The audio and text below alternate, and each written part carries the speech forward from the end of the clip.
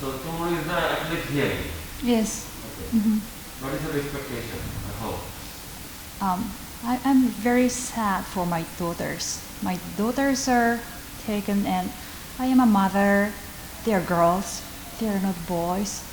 I really worry about their future.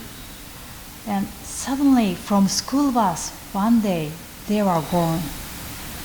My daughters were in my life, in my heart, every day, each moment, ever since they were born. They were even in my tummy for 10 months. I changed their diaper, fed them, and took care of them, taking them to many places. But one day, without any information, any notice, they were gone. And I really expected to go back to Japan, where they were brought up in their entire life with me. When they were born,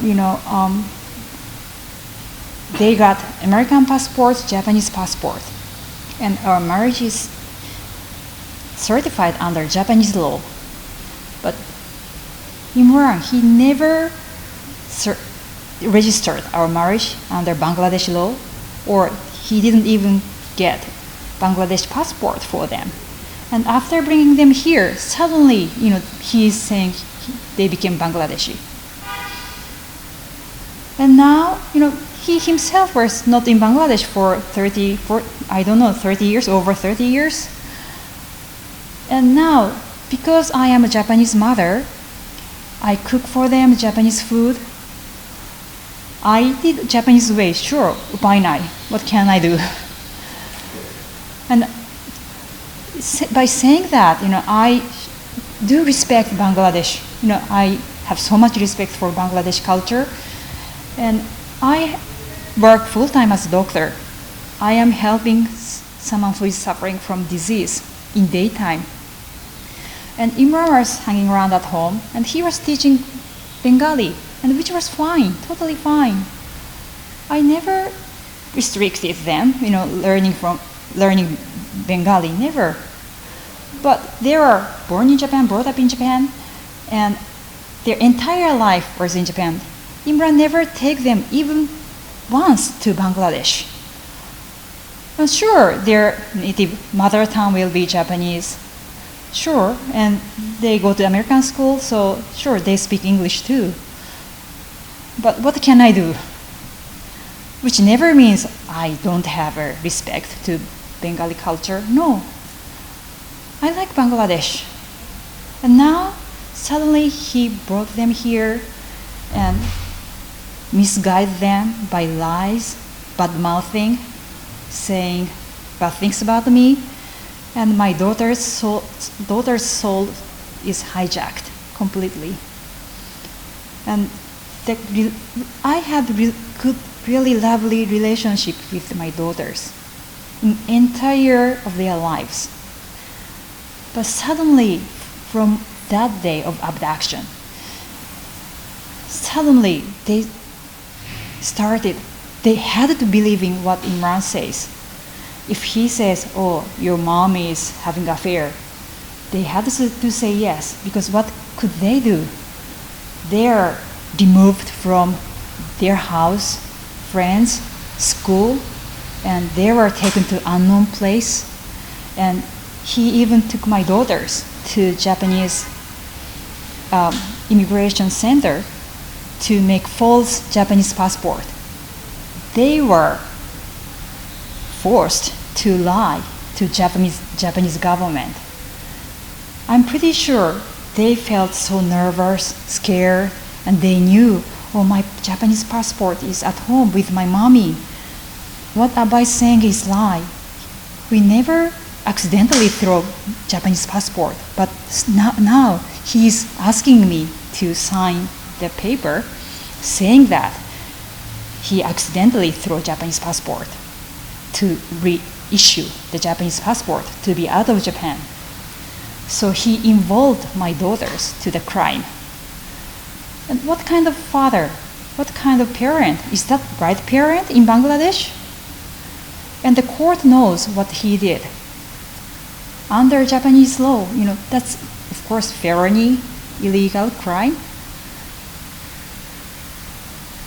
But still, Bangladesh is now telling me to say goodbye to my daughters. I worry about my daughter's future. They say I can visit them 3 times a year. Is that mother? I cannot touch them, hug them, and even if I want to talk to them, Imran is there, misleading them all the time, telling bad things about me.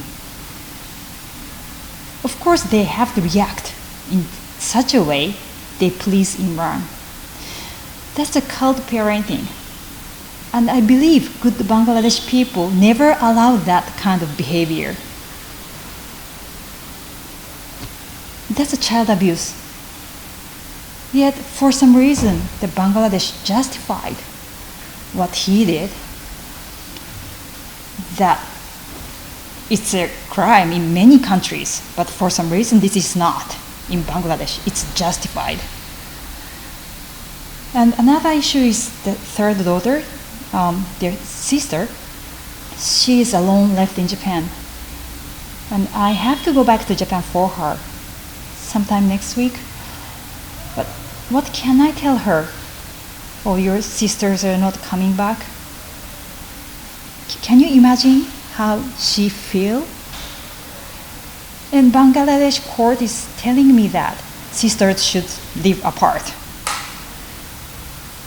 And is that a justice? And my third daughter, Sonia, she's small now.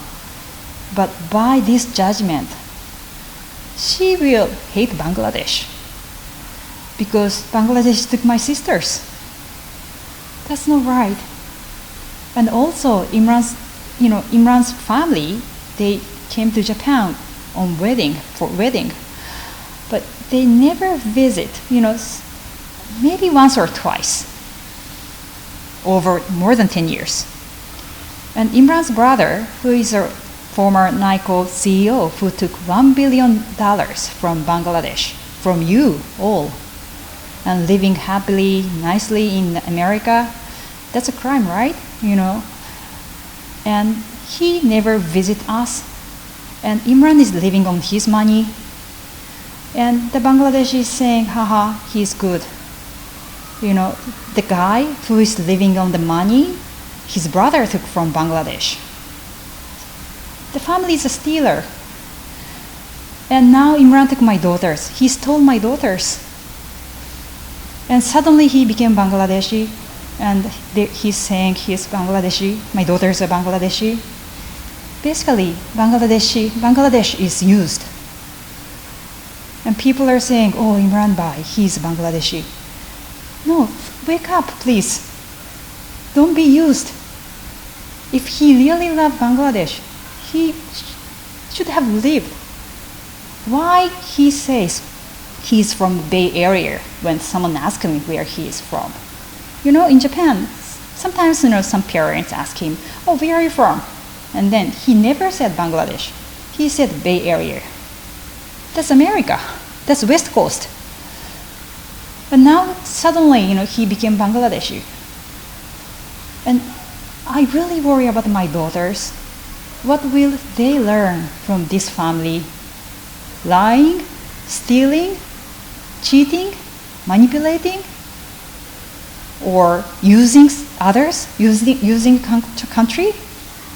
My daughters may think, oh, it's easy to use Bangladesh. Look, Bangladesh people are, listening to my father, who never came to Japan, who never took me to Bangladesh. And that's not right. That's not justice. I have so much respect to Bangladesh. And then I really hope Bangladesh respect Japan too. Bangladesh High Court ignored Japanese court order, ignored children's welfare. What Imran did, international child abduction, is child abuse, psychological child abuse. Look at my daughters. he is there saying, "Mommy's scary." No, I had very lovely relationship all the time with my daughters. In fact, when Japanese court asked Imran to turn in the immigration record from his passport, since he insisted that he was the primary caregiver, he didn't. So Japanese court ordered Japanese government to show his immigration record. And then they found out Imran was gone more than 200 days per year. I am the one who took care of my daughters, cooking them, feeding them, taking them to museum, movie, playground, the places, many places, park. And suddenly he says he was a primary caregiver. How could he? Online, changing diaper online? These lies, unfortunately, my daughters had to believe because it was such a scary situation. It's same as cult, cult leader. Give them fear, isolation, psychological dependence. Same thing. I'm pretty sure my daughter was so scared, had fear, had to listen to Imran. Otherwise, they had no way to survive. They had to listen to Imran for their life.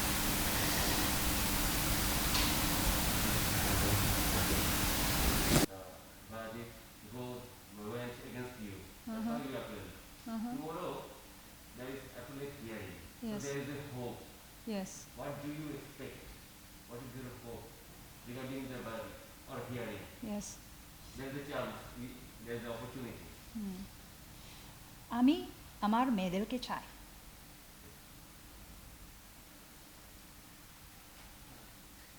এটা আপনি আপনার মেয়েদেরকে চান। আদালতের কাছে আপনি কি আশা করেন? What do you expect from the court? I won't go home with my daughters. I want them to live normal, regular life that they had before. If Imran is a good person or they were brought up, they are familiar with Bangladesh culture or school, friends, everything, I have no issues. But I'm sorry, fortunately or unfortunately, their entire life, their culture, everything is in Japan. And what can I do? That was their life. And their school is waiting for them. Their friends are waiting for them. Please let me take them back to their home. I'm sorry, this is not their original home. I'm sorry. And their sister is waiting. Their grandparents are waiting. Everyone is waiting. Their friends, everything is waiting. I want justice. The High Court decision was just beyond unjust.